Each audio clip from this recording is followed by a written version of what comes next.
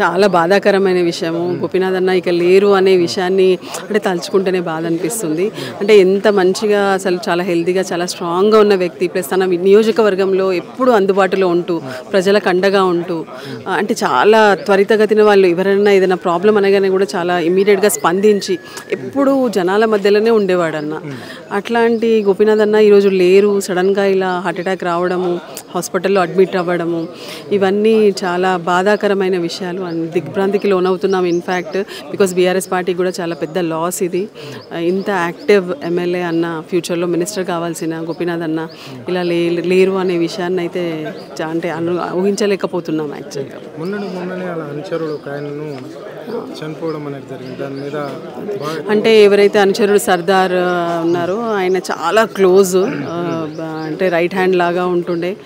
అట్లాంటి తన అనుచరుడికి అలా అయ్యేసరికి సడన్గా తను ఆత్మహత్య చేసుకొని చనిపోయారు. సో ఆ విషయాన్ని అన్న తట్టుకోలేకపోయారు అని, అందుకే ఆ రోజు అలా హార్ట్ అటాక్ వచ్చిందని కూడా తెలిసింది. దాని తర్వాత హాస్పిటల్ అడ్మిట్ అయ్యారు.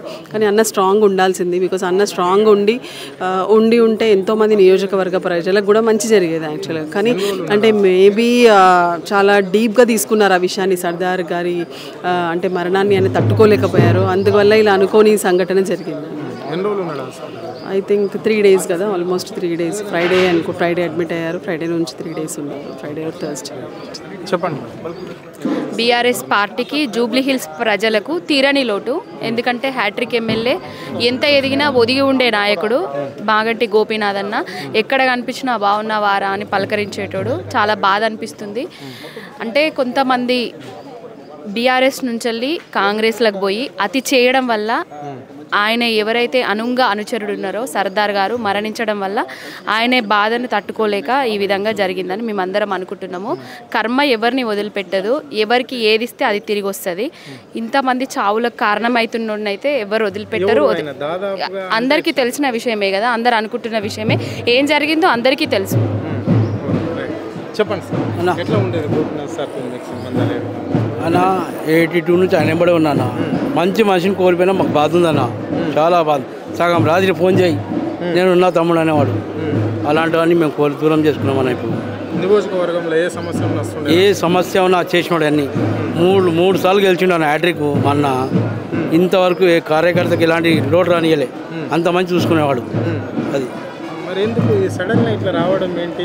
మొన్న ఆయన ఒకడు బాబా పసింది అన్న, వాడు వల్ల కొద్దిగా అన్నకు టెన్షన్ వచ్చి ఇదైందన్న. వాడు చేసే అరెస్టాలు బుడబండల అన్న తట్టుకోలేక కొద్దిగా ఆరోగ్యం ఖరాబ్ అయ్యి ఇదైందన్న ప్రాబ్లం ఆయనకు. అది వాడు చేసిన పని బాబా పసింది అంతా. గోపీనాథ్ అన్న గురించి చాలా బాధాకర విషయం ఇది.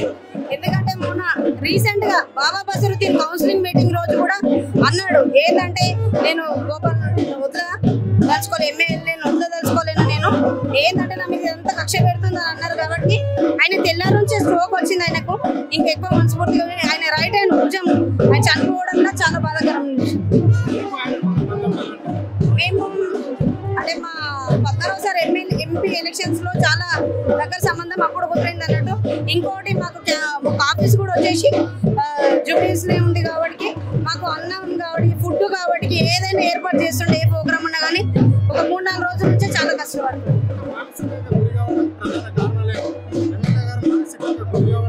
మానసిక బాబా బసరుద్దీన్ వల్ల టార్చర్ వల్లనే ఇట్లా అయింది, ఇంకా ఎవరి వల్ల కాదు.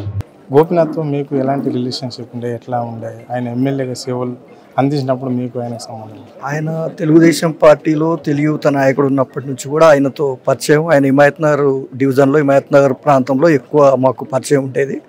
ఆయన అప్పటికి కూడా అందరినీ ఎంకరేజ్ చేసే నాయకులు, ఎప్పుడు కూడా సౌమ్యంగా ఉంటారు. ఆయన అనుకోకుండా జూబ్లీస్ కాన్స్టిట్యున్సీకి ఎమ్మెల్యేగా వచ్చారు. వచ్చినప్పటికి కూడా ఆయన ఎప్పుడు కూడా ఎవరిని కూడా 100 మందిలో ఉన్నా కూడా అందరినీ కూడా పేరు పెట్టి పిలిచే ఒక అలవాటు ఉంది ఆయనకి. ఎన్ని వివాదాలకు పోరు. అన్నగారికి, ఎన్టీ రామారావు గారికి వీరాభిమాని. ఆ తర్వాత ఉద్యమం సమయంలో కానీ, తర్వాత తెలంగాణ రాష్ట్రం ఏర్పడ్డప్పుడు కూడా కేసీఆర్ గారి పిలుపు మేరకు ఆయన టీఆర్ఎస్లో రావడం, 2 సార్లు మళ్ళీ జూబ్లీస్ నుంచి ఆయన శాసనసభ్యుడు ఎన్నిక కావడం, జూబ్లీస్ లాంటి టఫ్ కాన్స్టిట్యున్సీలో కూడా అన్ని వర్గాల్ని కలుపుకొని పోయి ఆయన ఉన్న సామాజిక వర్గం నేపథ్యంలో ఆయన కలుపుకొని పోతారా లేదా అనుకున్నారు. అయినప్పటికీ కూడా అక్కడ మాస్ క్లాస్ ఉన్నటువంటి కాన్స్టిట్యున్సీ పూర్తిగా ఆయన అక్కడ అందరితో కలిసిమెలిసి ఉండి ఈరోజు 3 సార్లు హ్యాట్రిక్ ఎమ్మెల్యేగా ఉన్నారంటే ఆయన పనితీరే నిదర్శనం. ఆయన విమర్శలకు జోలికి పోడు, ఎలాంటి కాంట్రవర్సీకి జోలికి పోరు. అలాంటి ఒక నాయకుడు ఈరోజు కోల్పోవడం చాలా బాధాకరం. ప్రజానాయకుడిని కోల్పోయినందుకు ఎంతో చింతిస్తూ ఉన్నాం.